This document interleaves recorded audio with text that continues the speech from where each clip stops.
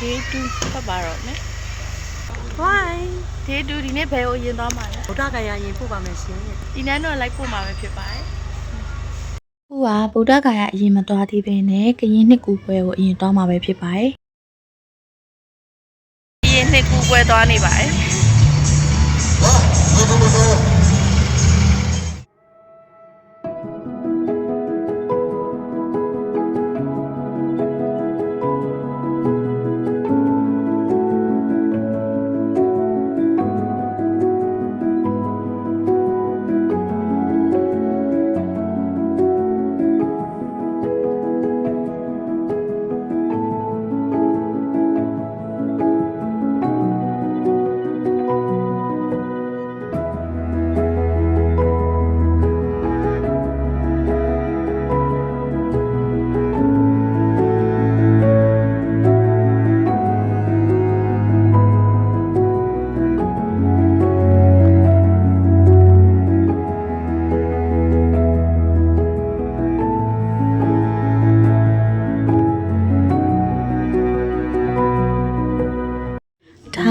ကရင်လူမျိုးတွေငားများလို့ရှိရင်သုံးတဲ့ပစ္စည်းလေးတွေပါဒီဘက်ဘေးကတော့ပလိုင်းလေးပေါ့နော်အဲ့လိုပုံစံလေးပေါ့အဲ့ဒါလေးတုံးတာကိုအမှတ်တရအနေနဲ့တပုံရိုက်နေရပဲဖြစ်ပါတယ်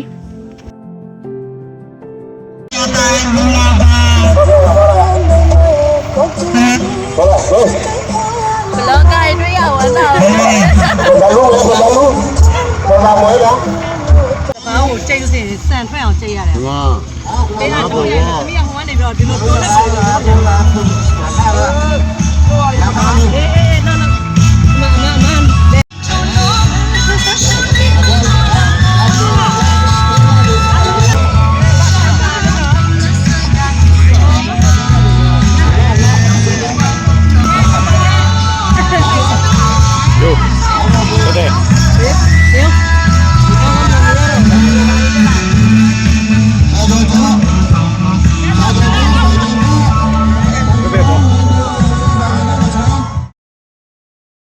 ခုကတော့ကောက်ကတောင်ကူကိုသွားနေရပဲဖြစ်ပါတယ်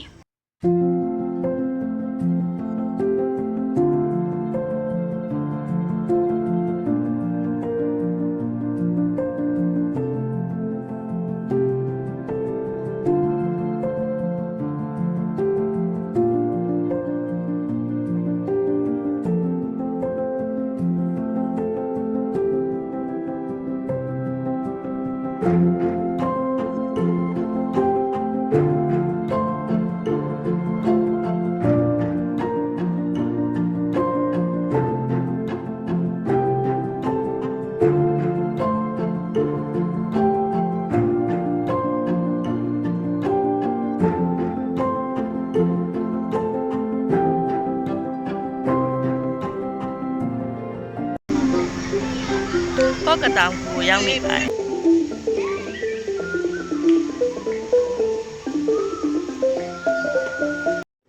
ဒီနေ့မှလည်းချမ်းကကောက်ကတောင်လိုင်းကိုဖြစ်ပေါ်လာပုံအကြောင်းကိုပြောပြပေးသွားမှာပဲဖြစ်ပါတယ်ကောက်ကတောင်ရွာကဖန်အံမြို့တောင်ဘက်9မိုင်ခန့်ကွာမှာတည်ရှိပြီးတော့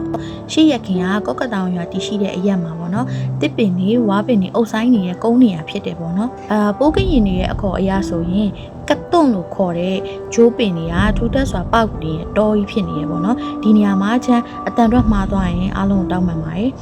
အဲ့ကုန်းကြီးတစ်ခုလုံးကိုကတွန့်လို့ခေါ်တဲ့ဂျိုးပင်တွေကဖုံးအုပ်ထားရပေါ့နော်အဲ့လိုနဲ့ပိုးကရင်ဘာသာစကားအရာပေါ့ကိုကတွန့်ဆိုပြီးတော့ခေါ်ခဲ့ကြတာပဲဖြစ်ပါတယ်ဒီနေရာမှာကိုဆိုတာကတော်တောင်နဲ့တော်အုပ်ကတွန့်ဆိုတာကတော့ဂျိုးပင်ပေါ့နော်အဲ့ဒါကြောင့်ကရင်အတန်ထွက်ကိုကတွန့်ကဂျိုးပင်ကုန်းဂျိုးပင်ပေါက်တော့ဆိုပြီးတော့အဓိပ္ပာယ်ရပါတယ်အဲ့ဒီလိုနဲ့ကာလဒေတာကြားတဲ့အခါမှာကရင်အတန်ထွက်ကိုကတွန့်လိုက်ပြီးတော့မြန်မာအတန်ထွက်မြန်မာရေးထုံးနေနဲ့ကောက်ကတောင်ဆိုပြီးတော့ခေါ်ဆိုခဲ့ကြတာပဲဖြစ်ပါတယ်ဒါအပြင်ကောက်ကတောင်ရွာကမြန်မာတက္ကရာ1280ပြည့်နှစ်မှာအိမ်အောင်စု6စုနဲ့စတင်တည်ထောင်ခဲ့ပါတယ်1281ခုနှစ်ရောက်တဲ့အခါမှာတော့ကောက်ကတောင်ရွာဆိုပြီးတော့ထင်းထင်းရှားရှားအမည်တွင်လာခဲ့ပါတယ်မရှိမနှောင်းမှာလည်းဘုန်းတော်ကြီးကျောင်းတစ်ကျောင်းကတည်ရှိလာခဲ့ပါသေးတယ်အဲ့ဒီလိုကောက်ကတောင်ဘုန်းတော်ကြီးကျောင်းတည်ရှိလာပြီး18နှစ်ခန့်အကြာမှာတော့ကောက်ကတောင်လိုင်းကအမည်တွင်ပြီးတော့ယနေ့အချိန်ထိတည်ရှိလာခဲ့ကြောင်းလည်းနောက်ခံသမိုင်းဖြစ်သိရှိခဲ့ရပါတယ်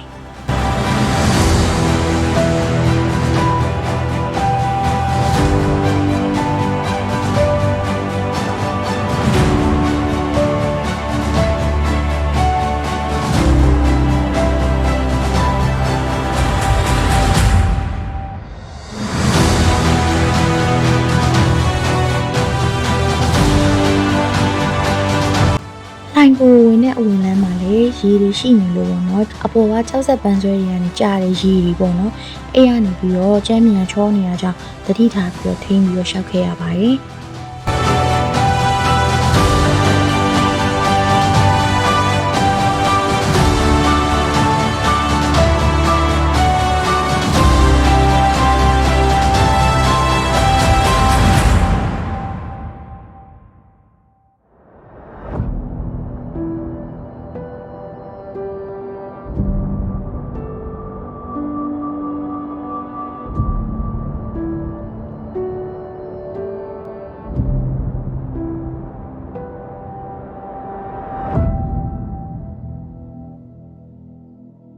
မြန်မာပြည်ရဲ့မာလိုင်းရုံကိုပြမယ်မြန်မာပြည်ရဲ့မာလိုင်းရုံဒီမှာမြန်မာပြည်ရဲ့မာလိုင်းရုံပါဇက်တွေကနေရေထွက်ဟာပဲဖြစ်ပါတယ်အခုကတော့ဗုဒ္ဓဂါယာကိုသွားမှာပဲဖြစ်ပါတယ်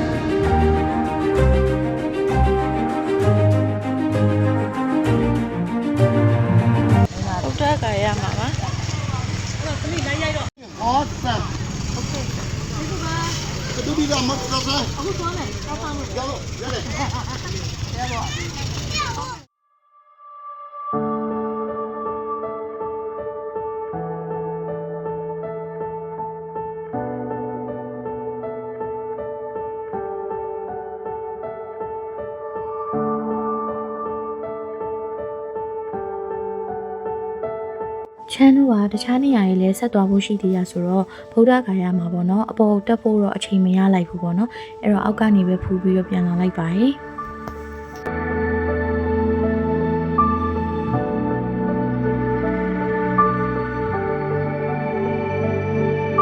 အမဖေဖေတို့မေမေတို့ကတော့စတူဒီတာဝင်ဆွဲနေပြီပေါ့နော်ချမ်းကတော့ဟိုဘက်မှာတက်ပုံရိုက်နေလို့ကြံခဲ့ရပဲဖြစ်ပါတယ်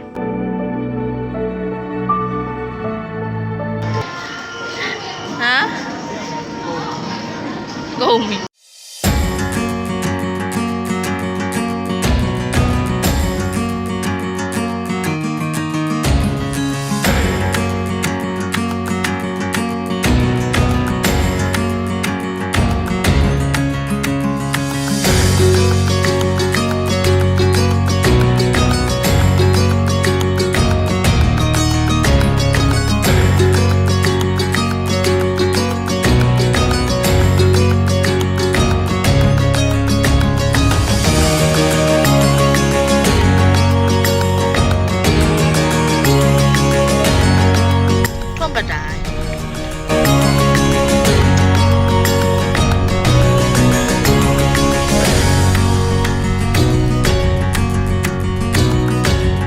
ထွန်းမတိုင်ကအထဲကိုတော်တော်လေးတော့ဝင်ရပါတယ်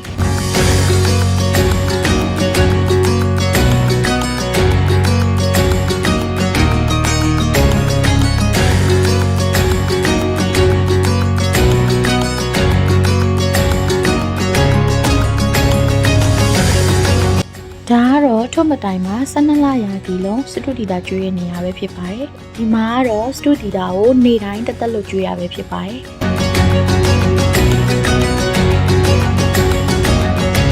ပတ်တိုင်းရေကန်ရောက်နေပါတယ်တပုံတော့ရိုက်ပါတော့ချုပ်တိုင်တရားမှာပါလူတွေအများများလို့စောင့်နေရပါတယ်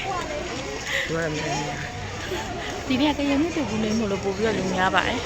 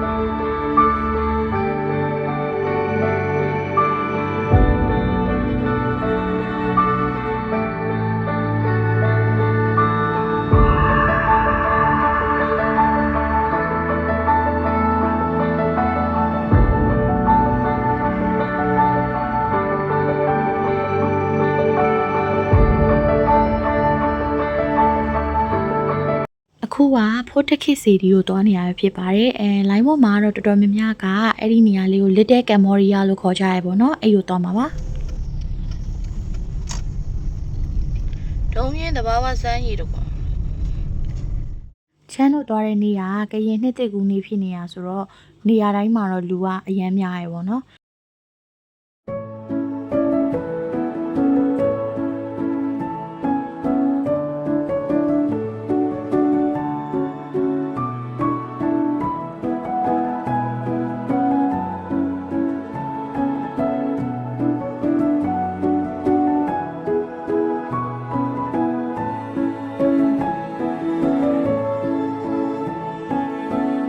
အခုမြင်တွေ့နေရတော့ဖိုးတက်ခစ်စီရီတော့ပဲဖြစ်ပါတယ်ဒီနေရာကိုတချို့က Little Cambodia ဆိုပြီးတော့တင်စားခေါ်ကြပါတယ်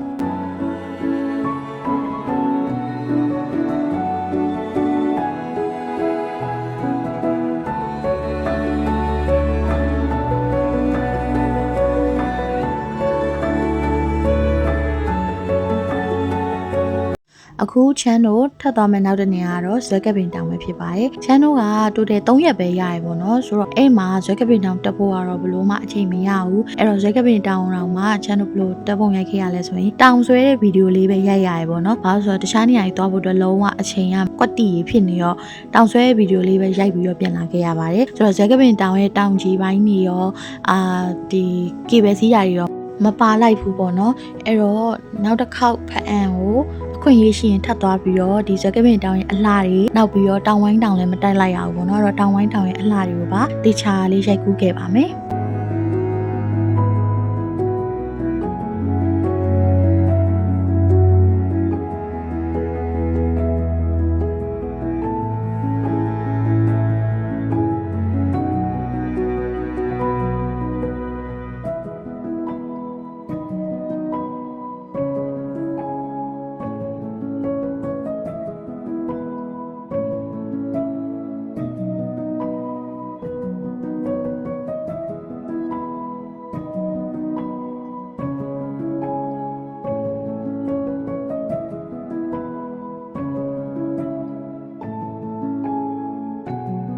ဒါကတော့ဇွဲကပင်တောင်ကြီးကိုတွားမယ်ဆိုရင်ဒီလိုအဝင်လန်းလေးရဝင်ရတယ်ဆိုပြီးတော့ဖျက်ရှောက်လေးလုပ်ပြတာပေါ့နော်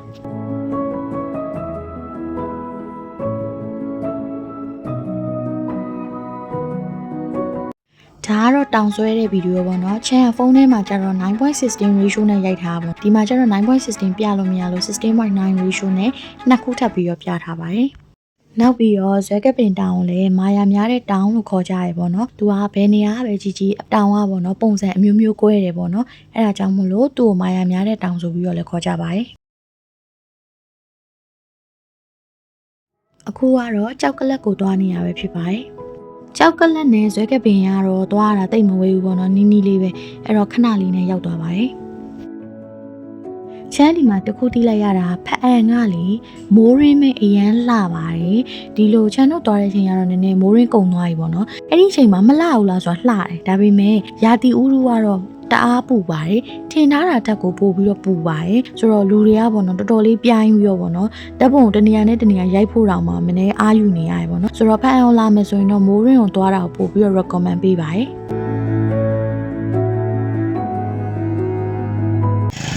ကြောက်ကလက်ကိုရောက်နေပါတယ်လူတွေကမခံစားနိုင်တော့လို့ထီးအောင်ဆောင်းနေရပါတယ်ဖအံနေတော်တော်ပူပါတယ်ဒါကတော့ဖအံမျိုးရဲ့အထင်ကရတနေရာဖြစ်တဲ့ကြောက်ကလက်ဖျားမှာပဲဖြစ်ပါတယ်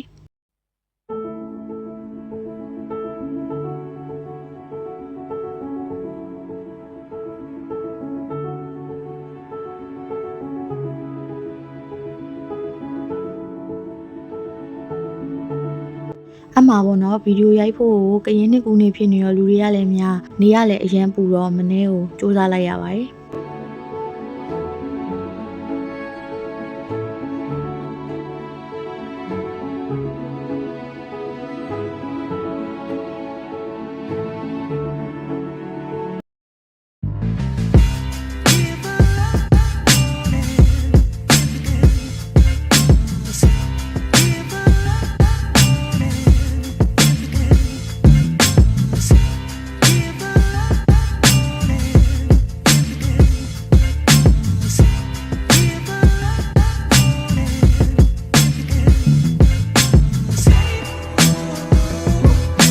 အခုကတော့ဖအံမျိုးကိုဖြတ်ပြီးတော့နော်တရားသမင်းဆိုင်ကိုသွားနေရပဲဖြစ်ပါတယ်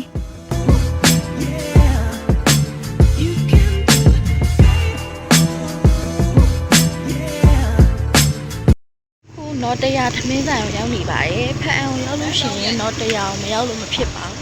ဆိုတော့ဖအံရောက်လည်းနော်တရားမှာလာစားကြဖို့ဖိတ်ခေါ်ပါတယ်အခုတော့စားလိုက်ပါအောင်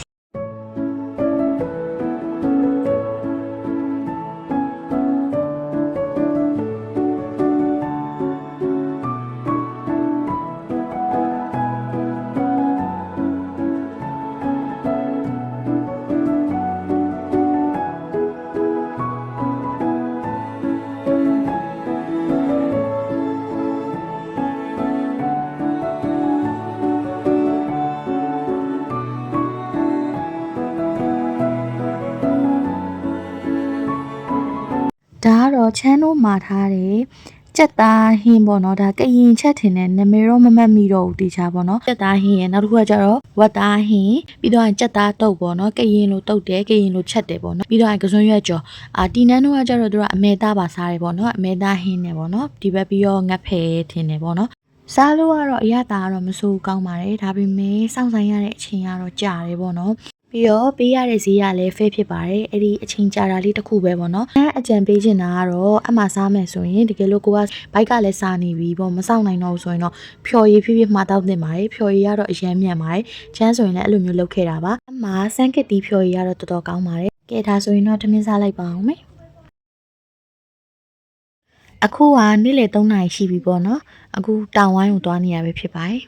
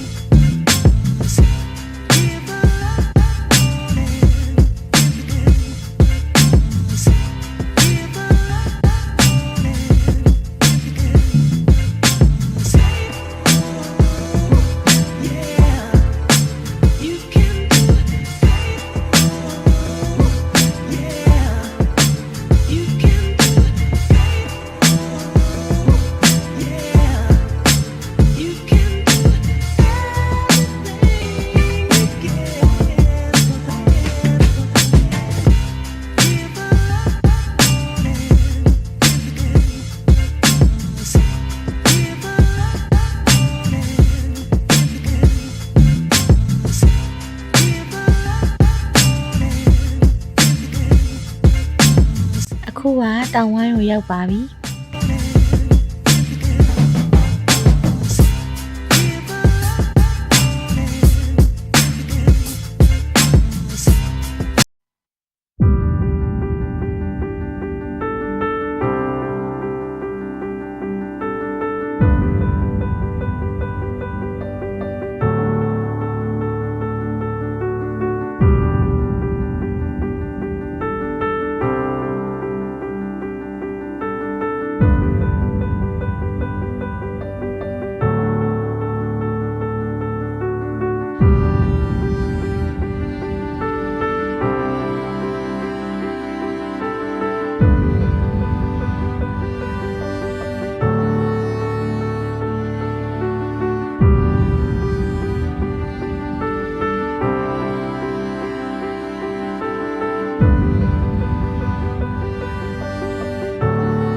ဒါတောင်ဝိုင်းတောင်တက်မယ်ဆိုရင်တောင်ကြီးကိုသွားနေရတဲ့လမ်းမှာ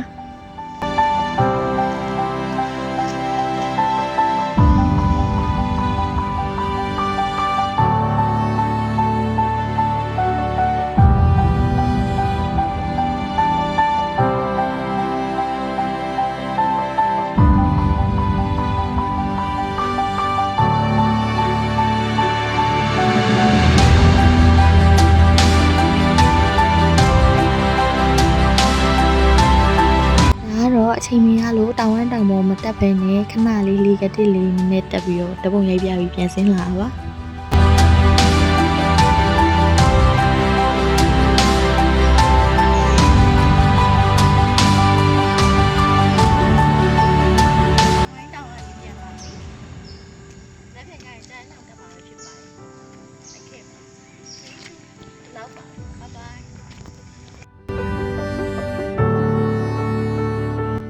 တောင်မှာထူးခြားတာတစ်ခုရှိပါတယ်အဲ့ဒါဘာလဲဆိုတော့တောင်ဝိုင်းတောင်ရဲ့မုတ်ဦးဝင်ပေါက်ကအယိုးကောင်းပုံစံဖြစ်ပြီးတော့မုတ်ဦးရဲ့ထွက်ပေါက်မှာတော့မြောက်ကောင်းပုံစံမျိုးဖြစ်ပါတယ်